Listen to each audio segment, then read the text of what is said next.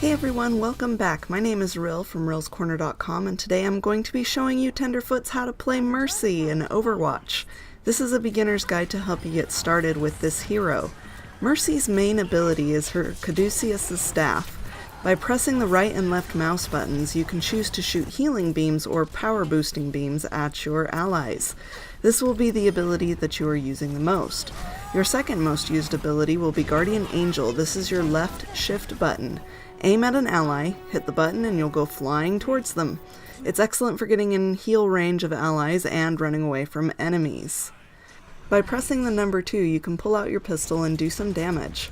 This is the only damage ability that Mercy has, and honestly it's not even worth it. By the time you give up on healing and swap weapons, you're gonna be dead anyway. But hey, you never know, it might come in handy, and at some point. Maybe. Press number 1 to go back to your staff.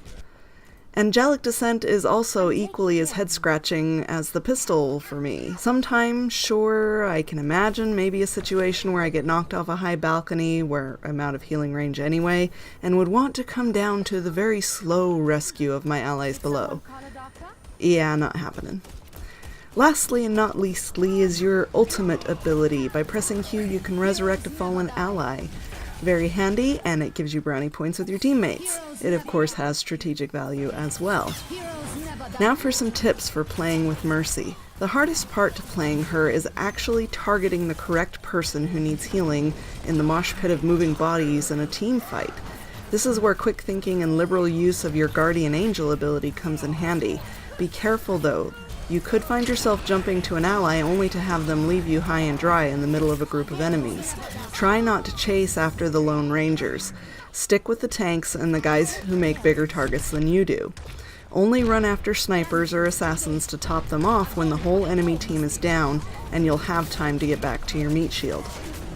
Mercy's beams are bendy, so they're very useful during a fight.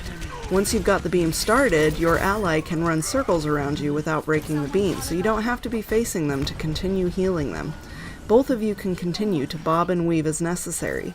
The beam will also go around obstacles to a certain degree.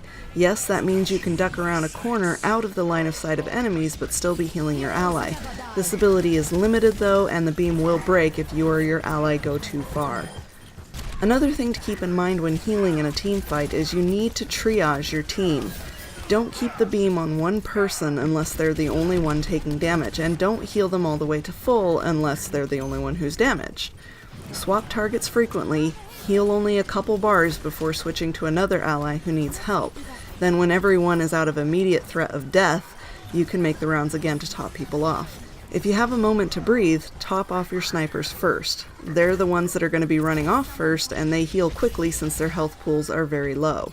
Tanks will take longer to heal to full, but should be the first ones to be taking damage, so you'll be healing them anyway. Okay, enough on healing. What about the boosting beam? When is the best time to be using it?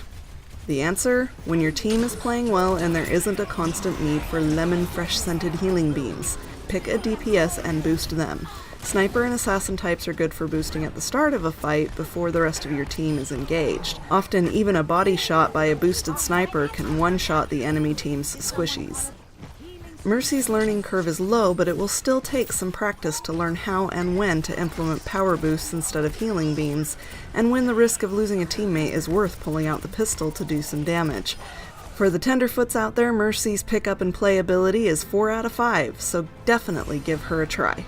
If you liked this video, and especially if it helped you out, please be sure to hit that like button. And if you want to see more Tenderfoot hero guides, those videos are coming out soon, so make sure that you subscribe. And as always, thank you for watching and have a great day.